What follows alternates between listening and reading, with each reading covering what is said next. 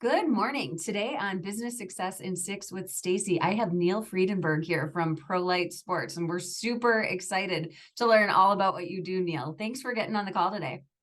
No problem. Thank you for having me. So how this works is I'm going to ask you about your business. I'm going to ask you 6 questions in 6 minutes, and we're going to share it with our clients and community and learn from you. Is that okay? That is good. Ooh, 6 minutes. I got You got that, right? So when people ask you what your business does, how do you describe it? Well, I basically tell them that I'm involved in the best sport possible, pickleball. And we are one of the longest withstanding companies called ProLite. We've been around since 1984 and we manufacture pickleball paddles. That is so fun. And it's just blowing up. Pickleball is absolutely blowing up around the country, isn't it? It's the best way I can describe it is it's insane. I mean, we used to be about 3 million people playing. Now it's 5.6. They estimate it by 2030, there might be 50 million people playing pickleball. Wow, that gives me goosebumps. All That's ages. exciting. Yeah. Wow. And when you say all ages, I really see that age gap, like connecting, they're bridging the gap with like young players and boomers. Is that correct? Yeah. And when you look out on the pickleball courts, you'll see all ages playing against each other. And many times when someone first plays pickleball, an 18-year-old might go out there and play against a 60, 70-year-old and just get their butts whooped. And it's very humbling. And the younger keeps coming back for more and more. And, a while back, the biggest age group was the boomers, the booming age 50 to 70. And now the largest age group is 18 to 35. So you can see that the progression is it's getting younger and younger and younger. And it's basically touching all lives, every age, ethnicity, gender, religion. It doesn't matter. So it really embraces the diversity of people out there. That is so cool. What were your plans when you started your business and how have they changed?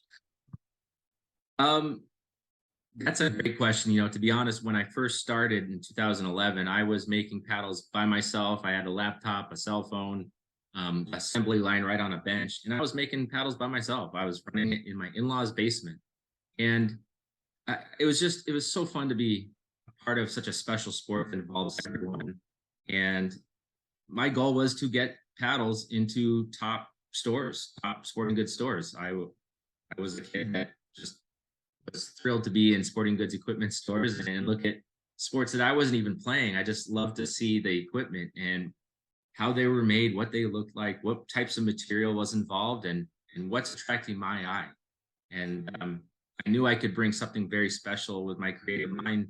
And my sister Julie, she's a graphic artist and designer, and I knew we could do something great. Excuse me, there you go. Sorry. That's awesome. So it sounds like it's really grown too, huh? It's growing very rapidly. Yeah, I feel like my head is on a swivel every day. And there's a lot of companies coming into the mix of pickleball. When I started, there's only 3 companies, and now I believe there's well over 100 now, including some of the big names. And we make our paddles right here in Milwaukee, Wisconsin. So we're very proud of that. And believe it or not, ProLite started in 1984. So by far, we're the oldest company, almost 40 years now of being involved in a special industry. And we saw it early in. First time I picked up a paddle was in the 80s. And here I am. I'm 45 and I'm still playing. And I get to watch it evolve. It's a great thing. So fun. So what do you think the biggest way that you're impacting the community is? Well, we try to have different programs. One of the ways we have a trade-in program where players can trade in their paddle. They do receive a discount. And those paddles that they're trading in, I donate them to schools, to kids programs, different areas really throughout the nation that might have some low income issues that they can't, get brand new equipment. And we donate high level performance paddles to those programs. So I'm very proud of that. I love that. It's kind of like, recycling this great paddle that has a lot of life left in it. And, now we're spreading pickleball to kids and then they can get involved and fall in love with the game. I'll do free clinics a lot of the time. I go to different communities that might not know about pickleball, might not know about ProLite, or know about pickleball, but might not know about ProLite. And I'll teach I'll teach all levels and talk about skills. You usually do that for 2 hours. And then we'll have a demo day where they can play and try out different paddles that are meant for different backgrounds.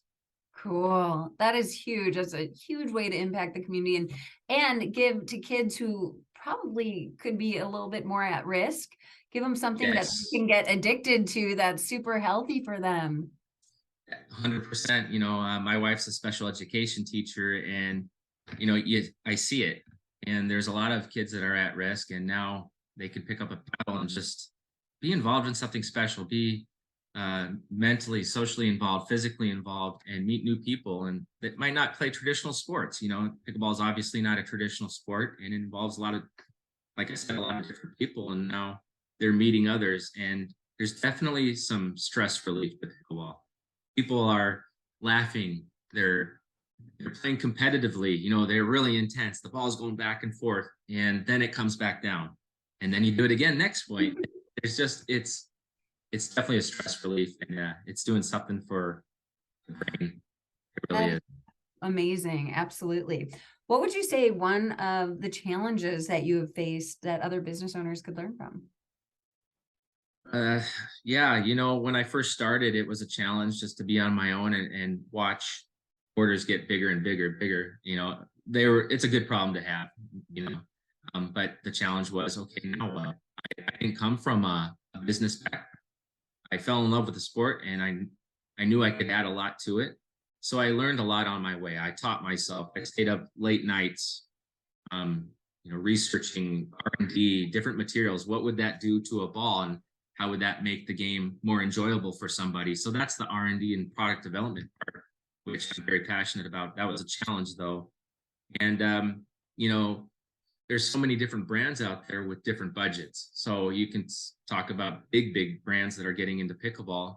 Most of the paddles are maybe sourced in China or somewhere, but the budget is large for the sales and marketing part and the R&D. So they have engineers on staff, a whole team of them. So I think not really worrying about that so much. And I don't want to say stay in your lane, but be confident in what you can create. Stick with that plan, watch the market, see what they're doing, but don't become obsessed with it where you're copying them, or you're always worried about what they're doing and not yourself. I know I've gotten caught up in that sometimes, where I see other companies, I know the budgets are different, and then I get really ultra competitive and want to outdo them. And you don't have to do that. This game is selling itself. You don't have to do that. That's huge. That's really great advice. Yeah. Just focus on what you do great and do more of it, right? 100%. 100%. Yep. So what does the future look like for you, and do you have an exit plan? That's a good question. Well, the future is very, very bright. We're getting constantly new applications for new distributors and dealers. We're getting into more stores and chains. Excuse me. So that's going to be spreading more brand awareness. We do have, that almost 40 years now of being in the industry. That's a legacy. My dad's involved in pickleball too. He's a Hall of Famer, believe it or not. He wrote a book. He's a national champion. They call him Yoda because he's older and he would whoop up on the younger guys. So but it's weird to say he's famous. I still call him Dad, but most people call him Yoda. But going back to your question, it's very, very bright. We are developing partnerships that are going to be creating more accessibility, more budget. It's a good situation for PROLITE. The exit plan, I'd like to get to a certain level where I'm comfortable to work on something I'm very, very passionate about, obviously pickleball related, but now, and I already see this around the corner here for me, is working primarily on product development, R&D, and the graphics of what we're going to put into the markets. And not only that, but it doesn't have to just involve paddles. There's a lot of things that you can bring to the pickleball courts. So yeah, it's bright, it's fun. I feel a lot of stress being relieved. And I get to do what I love best. That is, so many people are probably very envious of that you absolutely love what you're doing. So all subjects open. We have about 30 seconds left. What inspires you most? bringing new ideas and products to the market, getting them in the hands of these people. But excuse me, I'm really passionate about, excuse me, the kids that are getting involved in pickleball and how they're falling in love with it. And that's creating the future of pickleball.